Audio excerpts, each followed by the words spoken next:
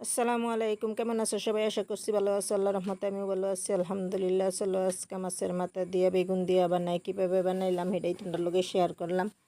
তো এখানে দেখো বেগুন লইছি। আগে বেগুনগুলি আমি কাটতে কুটতে পানিতে ধুয়ে দিলাম সুন্দর করে। একটা পেঁয়াজও লইছি। তো এই যেরকম ছোটো ছোটো করে আমি বেগুনগুলি কাটলাম, একদম ছোটো ছোটো টুকরো করে সুন্দর করে কাটতে ধুয়ে ফেলাইয়া লইছি। মাছগুলিও ধুয়ে সাফ করে লইছি।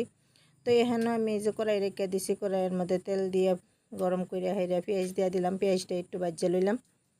তার মধ্যে আমি মশলাগুলি দিয়ে দিই, একদম ঘরেলু মশলা যেগুলি সেগুলি দিয়ে রান্না করাম। তো হলুদ গুঁড়া, মরিচের গুঁড়া, জিরা ধনিয়ার গুঁড়া, স্বাদ মতো নিমখ দিয়ে হাইরা পানি অল্প দিয়ে হাইরা সুন্দর করে কষাই লইলাম। অল্প সময় কষানির পরে মাছগুলি আমি দিয়ে দেম।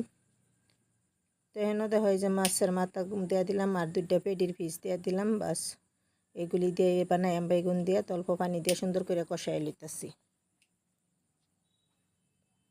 তো সুন্দর করে একবার সুন্দর করে কষানির পরে একবার উল্টাই দিতেছি। এই কষানির মধ্যে যত রান্না মতোই মাছগুলি ভাঙ্গিয়া চুরমার হয়ে যাব। তো এইভাবে বানায় বেগুন দিয়ে খাইয়া দেখবা একবার, খুবই ভালো লাগে, একদম দেশি স্টাইলে। এই তো মাছগুলি আমার ভাঙ্গা যাইতেছে, কষানি হয়ে পড়ছে। আমি একটু চামচ দিয়ে বাড়ি দিয়ে দিলাম, মাছগুলি একদম জোর হয়ে যাবো ভাঙ্গা। তো এর মধ্যে আমি একটু এই বাইগুনগুলি যে কাটতে থইছি, এই বাইগুনগুলি আমি দিয়ে দিলাম সুন্দর করে।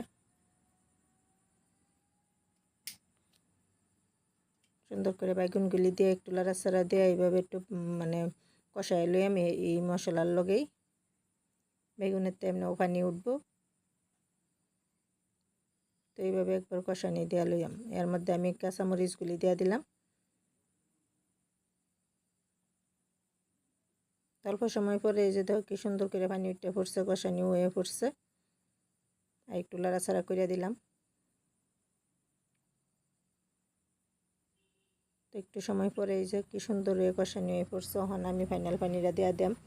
অল্প পানি দিলাম, বেশি পানি দিয়ে বানাইতাম না, থুপথুপিয়া থাকবো। তো এই যে পানি দেওয়া হেরে আমি সুন্দর করে গুঁড়ে রান্না করে লইয়াম। বেশি একটা মরিচের গুঁড়া দিচ্ছি না, তাই কালারটা এত সুন্দর হয়েছে। কাঁচামরিচ দেওয়া হয়েছে লেগে বেশি মরিচের গুঁড়া দিচ্ছি না। তো সুন্দর করে আমার তরকারিটা হয়ে পড়ছে। অল্প সময় রান্না করলে এই তরকারিটা বহুত জলদি হয়ে পড়ে। বেগুন তো এমনিও একদম সফট। তো এই যে আমি নামাই করে একটু দেখাই দিলাম বেগুনের তরকারিটা মাছ দিয়া, মাছের মাথা ভাঙ্গে চুইরে এইভাবে বানাই যা বেগুন দিয়া বা আলু দিয়া। তো কিরম লাগলো রেসিপিটা? যদি ভালো লাগছে like, share, comment and subscribe করবো। আমার সঙ্গে থাকবো, পাশে থাকবো। আজকের জন্য আল্লাহ হাফেজ, সুস্থ থাও, ভালো থাও।